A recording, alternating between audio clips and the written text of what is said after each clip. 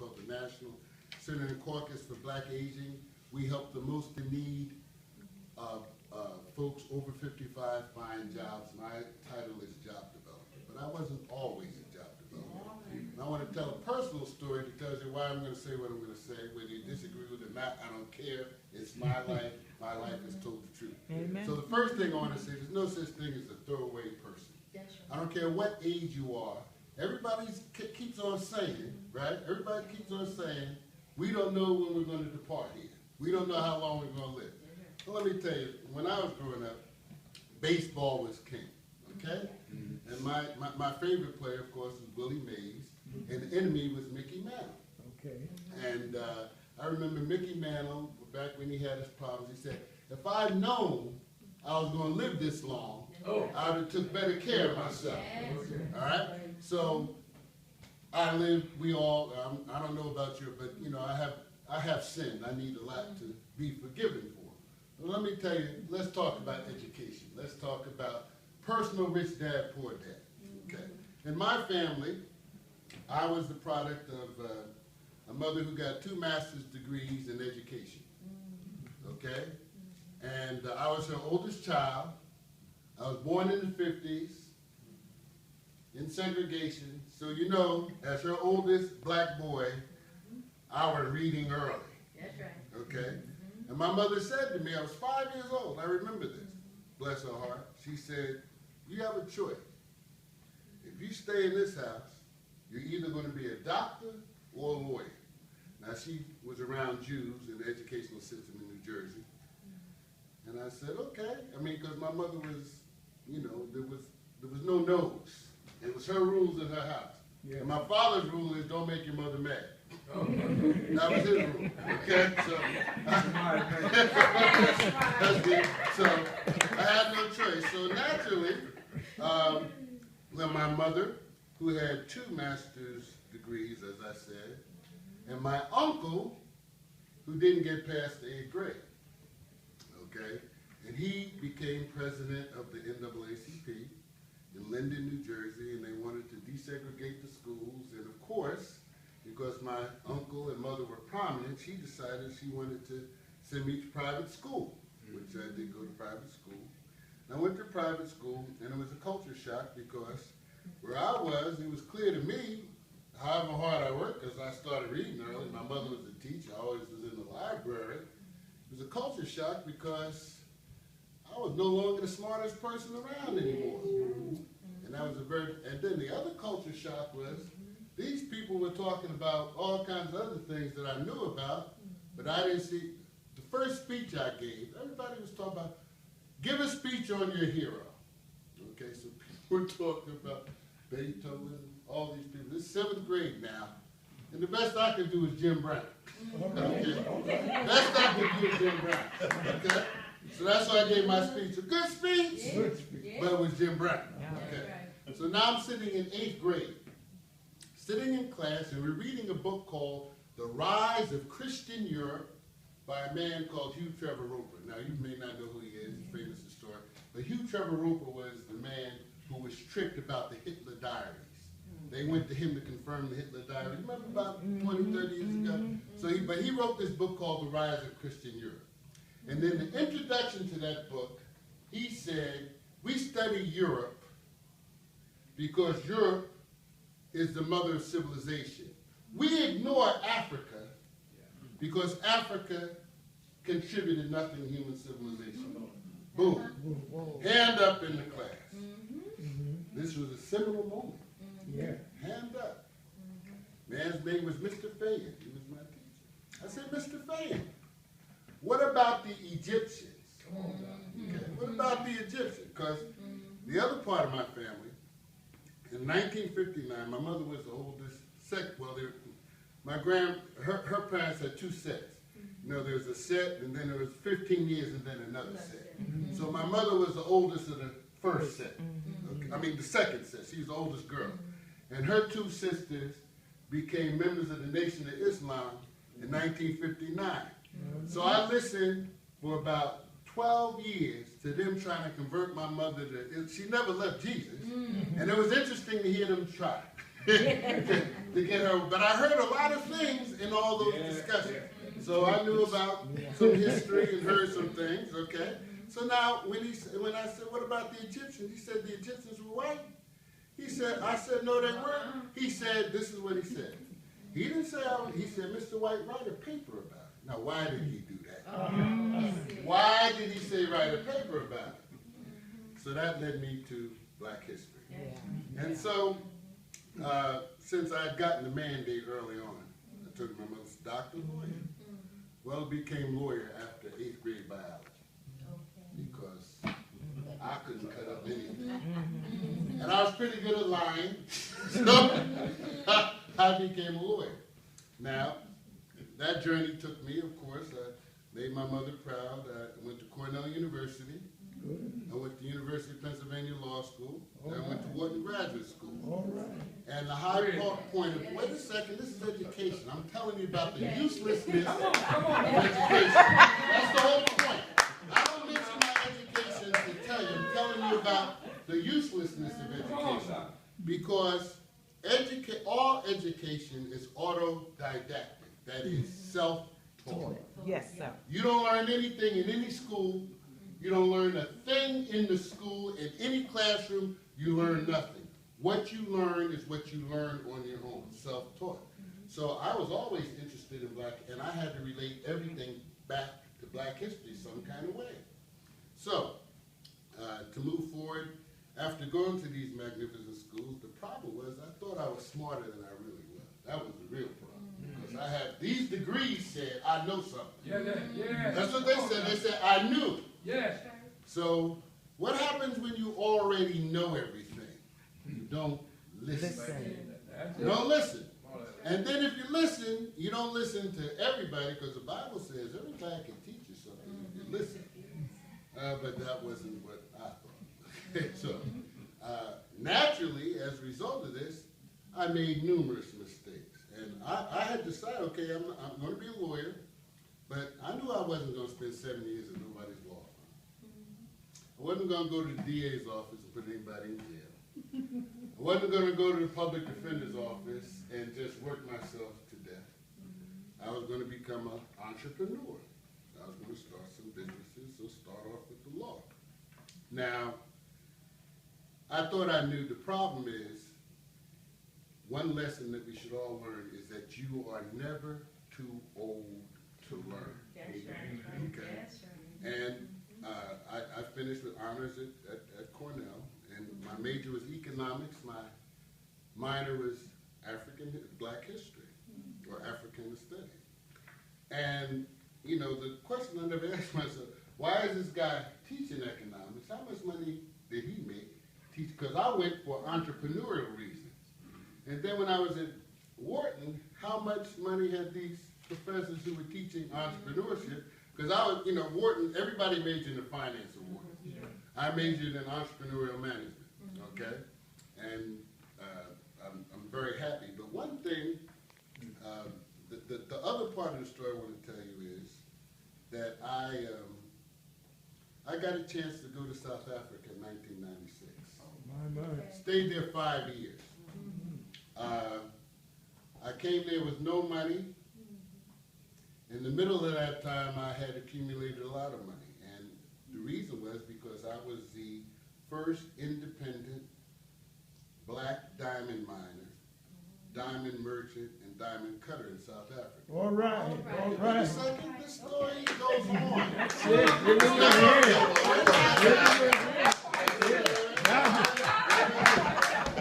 gotta hear the rest of the story. Because there's more to the story. And as a matter of fact, there are lots of lessons I can tell, but one of the things is choose a good life partner. But after you make that choice, you gotta listen to your life partner. You gotta listen to your life partner, okay? So now here I am. I'm very, you know, of course I'm convinced. I have a light bulb head and full of light, right? No? Okay, so now my spouse, she was, she was my wife, so I did listen to her, but she was saying when we got there, I was a lawyer and I went to Wharton, so naturally I wanted to be in the office. But where the action was, if you're doing, there's no diamonds in the office. There's no diamonds in the office. But that's where my expertise and knowledge was. I was very good at getting licenses and doing all the stuff and getting the paperwork straight. And I didn't like to get, I didn't hammer a nail. See, my father hammered all kinds of things. And the mistake he made, I made it in a couple of things growing up. My father worked with his hands mostly, but he was college educated. But my mother was a teacher. Now, when I say my father worked with his hands, he worked with his hands in a lot of things. What I mean by that is, I wanted to learn how to play pool because I used to see my father go around playing pool all the time. See, I'm not going to teach you pool because that's a waste of time. If I teach you pool, you play pool. Now, guess what I did when I went to college? But the other thing he did is both my uncle, the 8th grade one, was Mason by trade. And my other uncle was a carpenter. His brother was a carpenter, my mother's brothers. And my father started out as a policeman, then he became a teacher. And he was a jack of all trades. He built the dormer on the house and all that. Now, my uncle got into real estate. He was telling me, he bought me my first book. First book he bought me was Napoleon Hill's Think and Grow Rich when I was 11 years old. So he was on that from the very beginning. And he accumulated. And he always said, you got all that education, but, yeah, I got all that. That means I know more than you. So, but this is the man that steered me in these directions. So, when are you going to open up your own business? I mean, you practice with, but what happens if you get sick and you can't go to court anymore? How are you going to support yourself? Well, real estate is great. All you got to do is buy real estate and people pay. Why don't you buy real estate? Now, first time he said that, this was 1975. I just entered into University of Pennsylvania, and I got a student loan. So right at that time, the shells were selling on South Street for $2,500. Okay? Yeah. 1975, the shells on South Street were selling for $2,500. That's it. Right? 75. Got a degree from Cornell. Economics.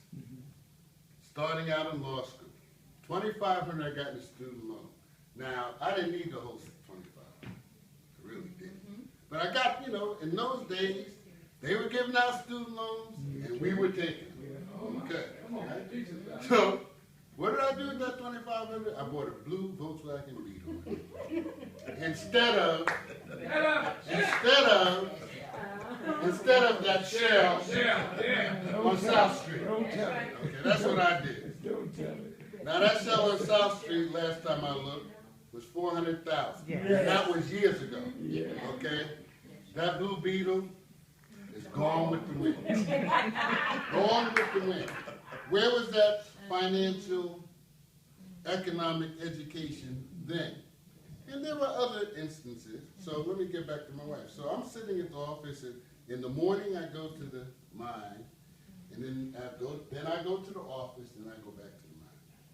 So to make a long story short, here's what happened. Every day I'd come home, my wife would tell me, you ought to go to the mine and spend all day at the mine. But baby, if I did that, we won't be able to do this. No, you should go. Every day for 6 months I heard that. Okay? And of course I ignored it, which you should never do. You should never ignore what she's saying, your significant other, because why did you choose her? She has some kind of something. So why didn't you follow protocol? Bright boy. All right, so now, one day one of those little Africans comes to me and says, that guy's stealing from you. Now, I see this guy every day. For them 6 months my wife was telling me to go out there.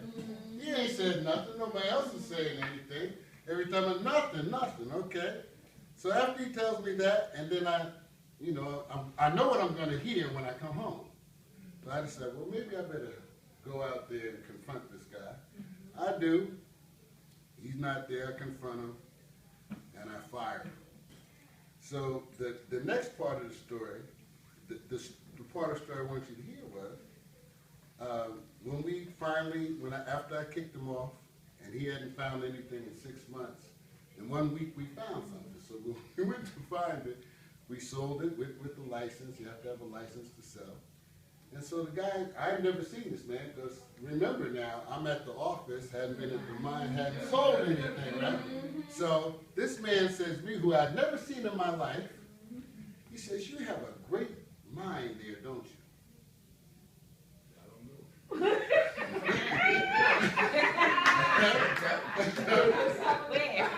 What? Okay. I mean, what? He said, "Yeah, because look at this is." So he shows me his ledger, because you have to record by ledger, right?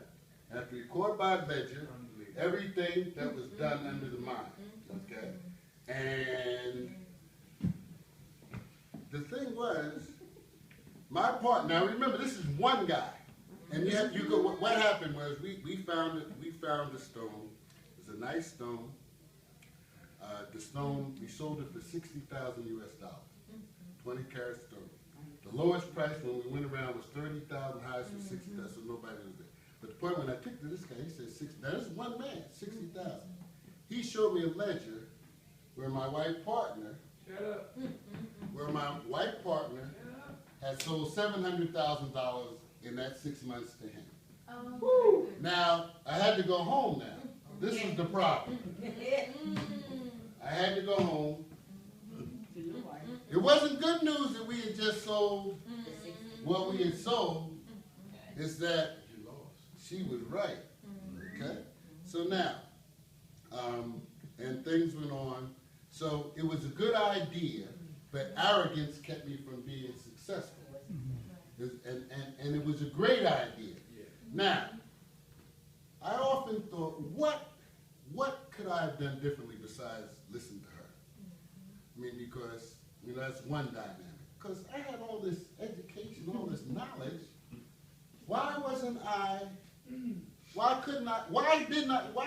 of such a mindset that I didn't listen to her?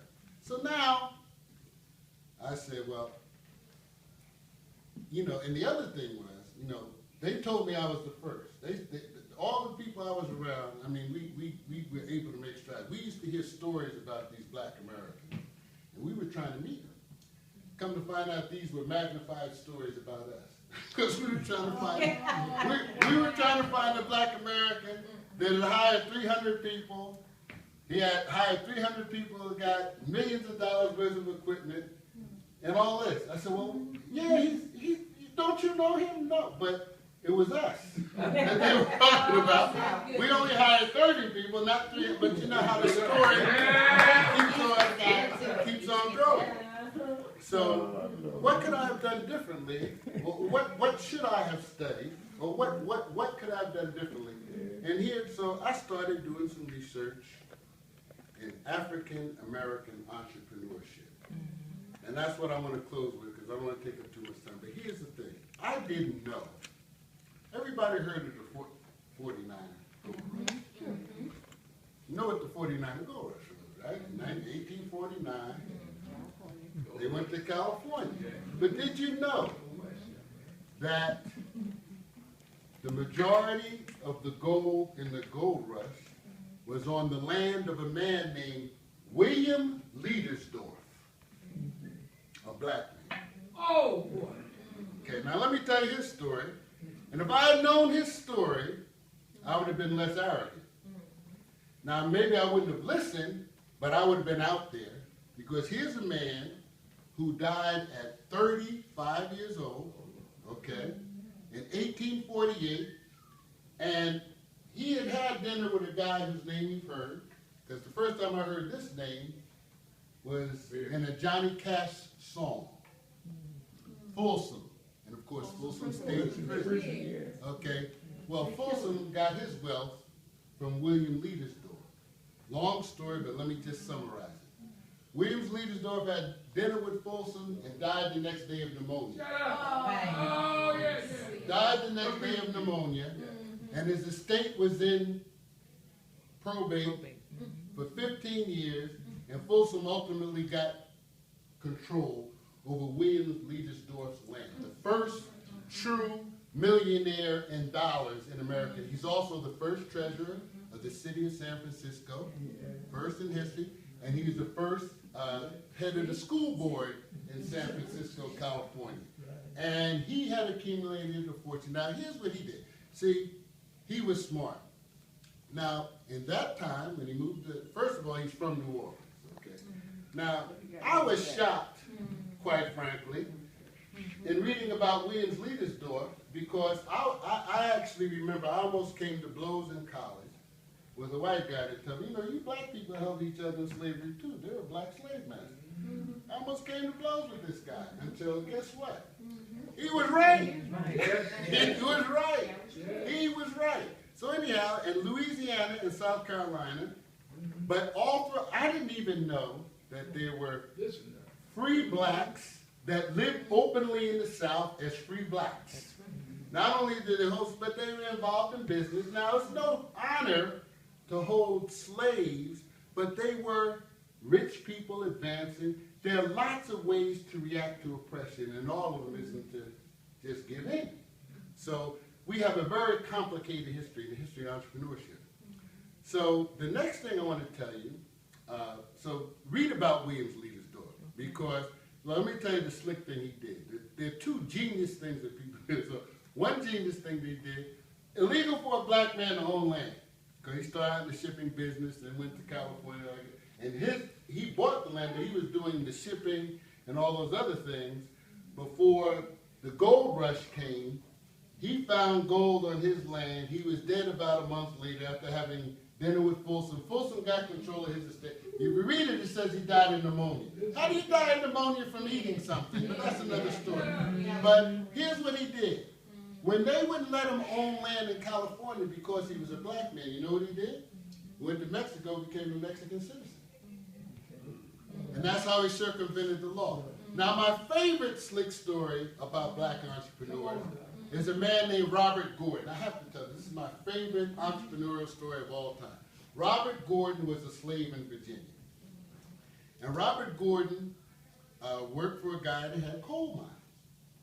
So Robert Gordon figured out how he could turn, this is in the 1820s now, 1820, he figured out how to turn coal slack into something which is the waste products from coal mine into something profitable. So he made a deal with his master that if I make so much money, you will free me. And the master kept the deal, and he bought his wife out of slave family, moved to Cincinnati, Ohio, and went into the coal business. So as he could turn waste coal into good coal, and he was the most successful coal miner in Cincinnati, Ohio, in the 1840s. Until the white folks ganged up on him and said, we are not going to sell coal to Robert Gordon anymore, because he's taking over the business. Now, did Robert Gordon sit down and give up? This is what Robert Gordon did. Robert Gordon went around to all the very, very, very, very, very light-skinned black folk in Cincinnati, sent them to the white folks' coal yard, bought up all their coal at their prices, and when winter came, guess who was the only man in town with coal? Robert Gordon. Robert Gordon. And they came to him, all the other coal miners came to him and said, why don't you just be president of the Coal Association, all right? And let's call it a day. Call off this thing. And he bought real estate, and he passed his wealth on at least 2 generations to some Chicago Gordons who became, Chicago is one of the centers of black entrepreneurship, and that's where his folks wound up. So I say all these stories, here's the last thing. 1910 census was the first census where they collected economic information on people. The 1910 census. So, had I known in the 1910 census, did you know that black people, by percentage, were the largest employers? That is, they had businesses that employed people at a higher percentage than white folks. Did you know that? No. That's what now I didn't make this up. That's the government 1910 census says this. That black folks, percentage-wise, and guess what? This was the other shocking thing to me. And I don't, I used to hear people say, what are they talking about? But did you know, the difference was, it was like, it was only a couple of percentage points when it came to black men over white men. But white women weren't even on the chart, and black women were. And Maggie Walker, anybody ever hear Maggie Walker? Okay, here's how I met Maggie Walker. I didn't meet her, but my parents used to go down to Richmond, Virginia, every Thanksgiving in the 60s to watch Maggie Walker High School play John Armstrong. Right. Okay? And we would be, and this is a high school football game with 30,000 people in the stands with a parade of Corvette. I've never seen anything like that. I'm from Jersey. So Maggie Walker, so that's when I first heard of Maggie Walker. And of course I watched Willie Lanier play high school football with Maggie Walker. So that was my, now who's Maggie Walker? I never looked up until, come to find out, Maggie Walker was the first woman bank owner in the United States of America. Black woman. Maggie Walker, Dime Savings Bank and whatever the name of it. Now, I heard a story about what happened with United Bank, and I've been associated with some people in this town, but let me tell you another story about something that happened a long time ago.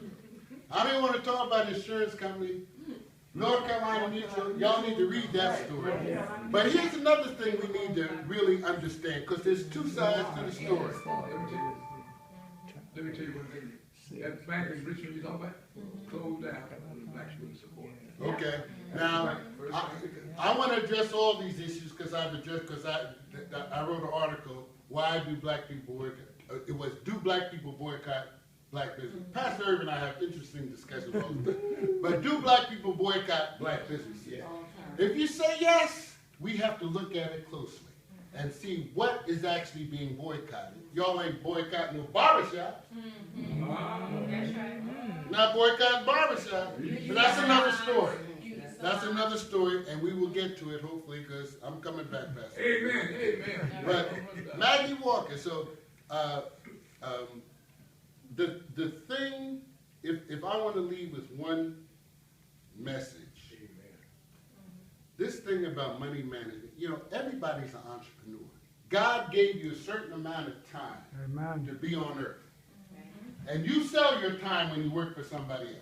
That's what you're an entrepreneur of your time. So you are letting somebody else use the precious moments of your life to enrich somebody else. That's what you're using the precious moments of your life to enrich somebody. Now, I went to school early. We used to do times tables and all that, and we learned the power of compound interest. Please learn the power of compound interest. Because guess what? If you start now and you happen to live another 20 years, compound interest is still going to be compound interest. Okay? Listen. The other thing I wanted to say, these big Duke University, Duke University, not just Duke, every Cornell, Harvard, Yale, all these people were deeply involved in the slave trade. Yes, sir. And benefited by the slave trade and the consequences thereof, even into colonialism and things that we don't study. Because here's the thing I found out about the Jews. And I'm going to sit down after this. So, how I got involved in the diamond business, I'm a lawyer in 1987 in Philadelphia. And my buddy who I went to Penn with was undergrad. He said, Maurice, I want you to come up to New York because I got to write a contract with some Jews and I need you there. I'm on the way. So I go there. And so I'm ready, because I know what it means. If you're doing business with some Jews, you better be ready. You better be ready. Okay, so we go up there. And these are some, and they start talking. Now we all talking about Africa and what's going on in Africa in that context. And these American Jews start talking about the Russian Jews. And the thing they said about the Russian Jews, if we had said that, we'd be fighting each other. And then when they started talking about the Israeli Jews, oh my goodness, these must. This is American Jews talking about another Jew being greedy and da da da da da. Okay, come to find out they're right, because the American Jews are the softest Jews. They are. They are the Most softest Jews. civilized. The Russian Jews and the Israeli Jews, I mean, there's a lot of things that happen. They don't play. They don't play. And here's another thing I learned. Everybody worry about this war in the Middle East. Here's what I know. I know if you and me are making money, we ain't going to kill each other. Now, I don't know what these people talk about. There's going to be an Arab-Israeli war. But there's not going to be if it's about money. That's right. Okay? Because they're not going to fight. They're making too much money. The Jews are making money off of everything. And there's no Jewish conspiracy. I'm taking up somebody else's time. But look, I saw so many things in South Africa. I thought when I went to South Africa, those people would be the most racist people in the world. Here's what African Americans have to know. In the age of Obama, you could travel anywhere as an African American and you will be loved. Well, anywhere I've been, let me put it like that. I can't speak for Europe. I haven't been in Europe. I've been to 17 countries in Africa. And everybody wanted to come home with me. Now that's powerful. And don't judge Africans over there by Africans here, because everybody's an expatriate for a reason. They're expatriate for a reason. Here's what I know about Africa. When we start talking about entrepreneurship, here's a funny story. The insurance person. Here's what happened. They used to collect money every month in South Africa for what they call a stock bell. Now that was, all I know is an African term. I don't know what a stock bell is. All I know is that they asked me for money. Maurice, we're going to have a stock bell. What's a stock bell? Oh, that's where we drink and slaughter the cow and have all this fun. Okay, we can drink and play music and dance. So every month, I'm paying for the stock bell. I'm thinking it's for a party, right? This is 1997 now. I'm thinking it's for a party, okay? Stock bell, party. I pay the money. We go to the stock bell. I hear music, and everybody's talking, and then they start talking. I don't know what's going on. So now, one day, I'm sitting around. They had 6 months in. 6 months in South Africa now. We need money for the stock bell. Maurice, you coming? Sure. Where is this money going? What is the stock? I mean, what is it? Come to find out, unlike here, every place I've been in Africa, they save. Every place I've been, a stock bell is a savings society. What the old folks used to call a burial society. Okay? That's what it is. But you know what? To this day, listen to me now. I want y'all to listen to me. To this day, I am not aware of any independently owned black banks in the continent of Africa. That's South Africa and Ghana. I know those two countries. Now they have black banks, but guess what? If you look at who's on the board of directors and where the money's coming from, it is not a black man. In South Africa, here's what they did. See, we already went through this. They had a thing called black empowerment. You know what black empowerment is? Black empowerment is, now here's black empowerment. Black empowerment is, we the white folks are going to give up this wealth that we have. So y'all can have, you can have these diamond mines. But on the way out, we're going to break a couple things. Also on the way out, we're going to give you a loan so that you can buy the diamond mines from us. So we give you the loan, and you buy the diamond. Now this is in South Africa. This is the country they own. All right? So they are buying their own land from people, and so the money's still going overseas. And guess what? All these diamonds, they're coming from Canada now. There are no diamonds being mined by the large diamond mines in South Africa anymore. They're black owned, and they've been called uneconomic. It's not true, but that's where we could come in and have a big impact. Africa is, everybody's going to Africa except us to do business. But don't go to Africa to do business the way everybody else does business, exploitation. The real thing in Africa is that there's so much wealth that if we raise up the bottom, everybody is going to get a piece of that. And nobody there is thinking like that, including their current leadership. Nelson Mandela was a great man. You hear bad stories about, he was next to Jesus, probably the greatest man of the 20th. This is what I know he did. They're mad at him because he settled the whole thing by himself. But here's the deal with Nelson Mandela did. this is the real history. Real history is Nelson Mandela said, if I get 75% of the vote, the land question is addressed in the Constitution. If I get less than 75% of the vote, we will not consider the land question. And this is to stop a civil war that would have made Rwanda look like it would have been worse. And I saw things there I'd never seen. I mean, I saw people get tarred and feathered. Okay, I mean, I didn't hear it. I watched the man get tarred and feathered. Okay, so when we talk about bloodbaths, South Africa would have been the worst. But that was the deal. It's not a good deal when you're 90% of the population. If black people are 90% of the population, I make a deal where I only need 75% of the vote. That's a great deal. But he didn't get 75% of the vote. Because there was a group of black folks that said, we don't want parts of this. Divide and conquer. Yes, The overall, it's never changed. It's divide and conquer. It's not them on us, it's turning us against each other. yes.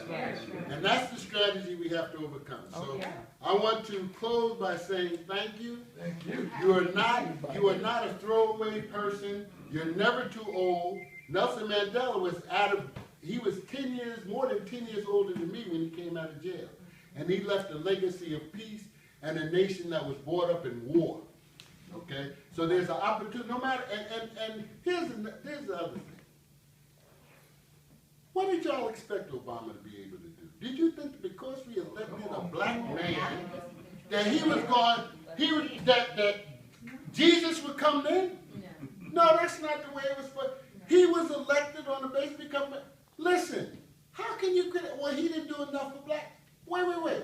Why are we in this thing about somebody supposed to do something for us? We're supposed to do for ourselves. And if we don't do for ourselves, it's not going to happen.